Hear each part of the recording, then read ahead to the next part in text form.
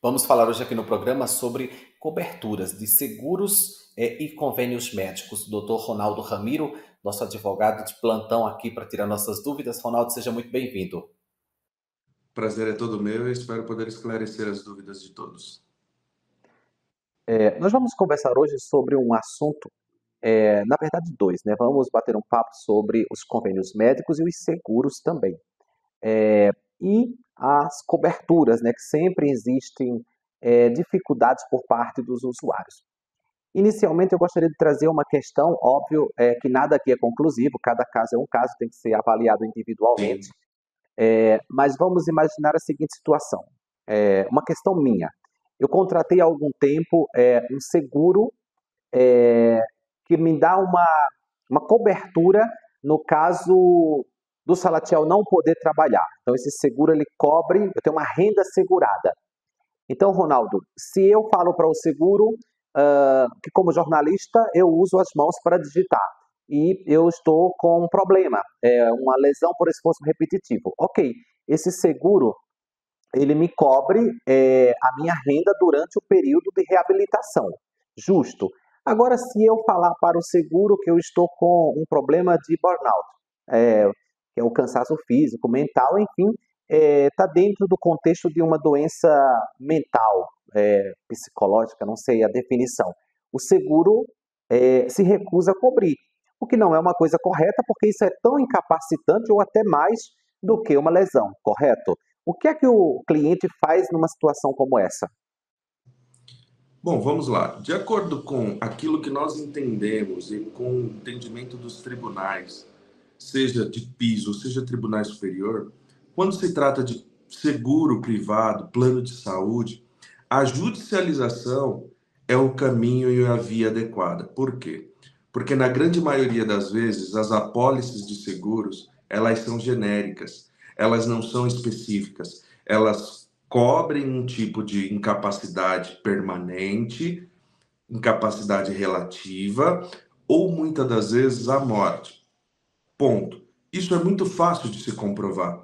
Porém, quando se trata ainda de transtornos mentais, existe um preconceito, existe uma descredibilidade quanto a essas enfermidades incapacitantes. Você bem colocou, são incapacidades tão incapacitantes quanto uma lesão palpável, uma lesão física, uma lesão em um dos nossos membros, numa perna, num braço. Veja, se partirmos do princípio que a nossa mente é o centro de comando, o centro de controle do nosso corpo, por que não o seguro reconhecer que o transtorno mental, aquela incapacidade, aquela enfermidade, como o burnout, ela faz com que o segurado perca a sua capacidade de produzir, ele perca a sua capacidade colaborativa, laborativa, e o seguro deve sim suprir esse momento. Veja, não é nem tão simples quando falamos de seguro privado, quanto a previdência social. Tudo isso ainda gira muito em torno de um preconceito quanto às doenças mentais. Planos de saúde, muitas das vezes é muito complicado. Eles não entendem que a autoridade para diagnosticar esse tipo de enfermidade é o médico.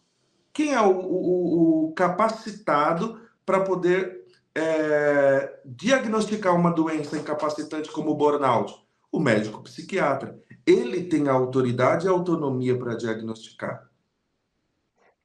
Doutor, e as doenças mentais, ansiedade, depressão, os transtornos, de modo geral, a maioria hoje tem CID, né, que é a classificação como doença. Então, se é uma doença, logo existe um reconhecimento, inclusive no campo jurídico. Se o médico atesta isso, se cientificamente é possível provar, então é possível também ajuizar, inclusive, como que é a questão hoje de jurisprudência? O que é que nós temos de ganho nesse sentido? Veja, há pouco tempo se falava muito do rol taxativo da ANS. Esse tema foi parar nos tribunais superiores, STJ, STF. Por quê? Algumas dessas doenças ainda não constam no rol taxativo da ANS. E muitas das vezes o seguro e o plano de saúde se ampara e tem como base para cobertura o rol taxativo da ANS. Porém, nesses casos, os tribunais superiores já têm decidido que algumas das doenças que não constam no rol taxativo da ANS devem sim ser cobertas, pois englobam um todo daquele plano de saúde. Veja, o rol taxativo, ele serve como base, porém, ele não pode ser taxativo, como o nome dele diz. Ele deve ser uma base para que os planos de saúde e seguros possam partir dali. E cada caso deve ser tratado de uma maneira. A autoridade competente para diagnosticar, você bem diz, são doenças reconhecidas com CID, né? Então elas precisam ser reconhecidas como tal. Quem é a autoridade para poder certificar que aquela pessoa contém essa patologia? O médico especialista. O médico é a autoridade. Nós, no campo jurídico, visamos apenas garantir o direito do acesso à saúde dessa pessoa. Que é um direito que todo cidadão tem, seja pelo SUS e principalmente quando se paga, né? Falando ainda dos planos de saúde, agora já indo para esse lado, os contratos.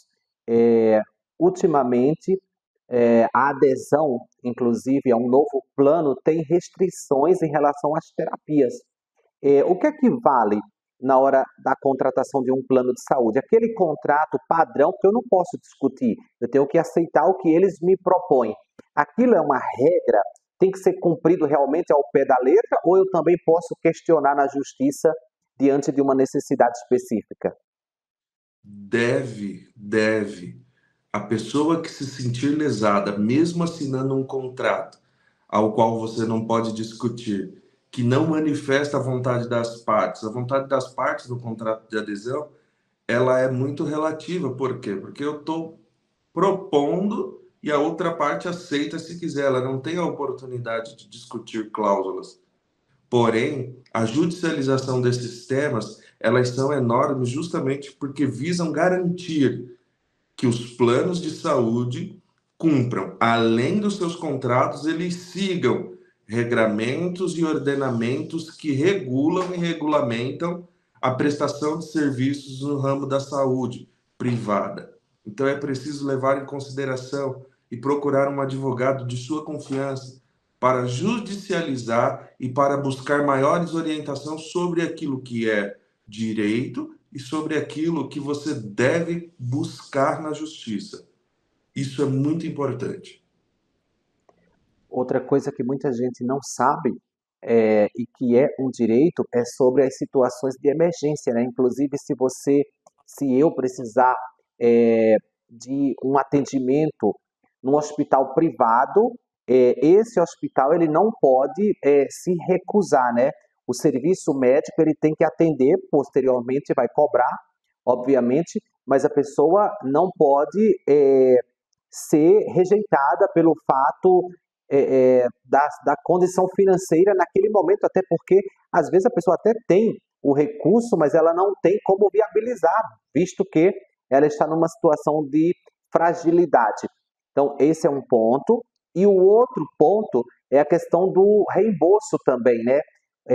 No caso de uma situação como a citada, que o paciente até paga, ele também pode reivindicar depois esse reembolso do convênio. Aí volta a questão do contrato, que muitas vezes não permite ou limita muito esse reembolso. É outra situação que também dá para rever na justiça, né? Situações. Sim, claro. Veja, a questão do pronto atendimento, ela garante o principal direito que nós temos, que é o direito constitucional à vida. A vida é o maior bem jurídico tutelado pelo ordenamento jurídico. Com base nisso, nenhum hospital pode se negar a prestar o atendimento adequado que visa garantir a segurança e a viabilidade da vida dessa pessoa, né? Então, com base nisso, os planos de saúde, os hospitais não podem recusar um pronto atendimento. visando que aquela pessoa não faz parte do rol de pessoas contempladas ou contratadas daquele plano que atenda naquele hospital. Veja, o intuito não é esse, o intuito é garantir a vida. Claro que posteriormente o hospital vai fazer as cobranças devidas. Entrando num outro plano, que foi a segunda pergunta que você fez, nós entramos na questão dos reembolsos. Alguns planos contemplam e outros planos não contemplam, e alguns planos contemplam em situações específicas ou em porcentagens específicas, eles limitam e colocam um teto. Mas veja, de acordo com esse exemplo que foi colocado agora há pouco, do pronto atendimento, são situações específicas, são situações excepcionais. Elas precisam ser tratadas como excepcionais. Se eu estou passando na frente de um hospital grande, renomado, na região do Morumbi, e o meu plano é de uma região um pouco afastada dessa região, porém eu estou passando ali e tenho um mal súbito, e só tem aquele hospital para que eu seja atendido, veja, não é razoável que eu não analise isso com outros olhos. Diferentemente de uma pessoa que está com uma emergência clínica, porém não é uma emergência que vai causar danos à vida dela, e ela decide ser atendida num hospital X, que foge daquela rede credenciada do plano. Então nós entendemos que cada situação deve ser tratada de maneira adequada. As suas excepcionalidades devem ser tratadas dentro das suas especificidades, trazendo assim maior segurança jurídica e prestação no serviço de saúde privada.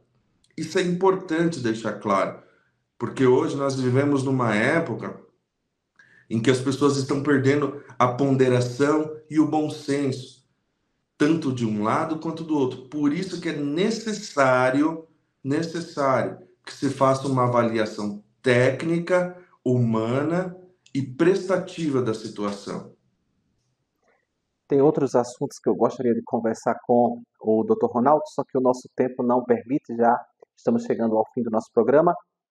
Uma outra pauta que eu quero abordar contigo numa próxima oportunidade, Ronaldo, é sobre a questão das medicações, as obrigações tanto dos convênios quanto do SUS no fornecimento de medicamentos específicos, mas fica para outra oportunidade. Quem quiser falar com o Ronaldo, tirar suas dúvidas, o contato também está aqui, tanto no vídeo quanto na descrição. Muito obrigado pelas informações. Volte outras vezes para tirar nossas dúvidas. Volto sim. Será um prazer falar sobre esse tema com você. Tem novidade, quentinha. Muito obrigado você também pela companhia. Eu te espero no nosso próximo programa para a gente bater mais um papo sobre direito, saúde, informações úteis para você. Mas até lá, você também pode falar conosco através das redes sociais, especialmente o nosso perfil lá no Instagram, @canaldoutortv. Te vejo lá.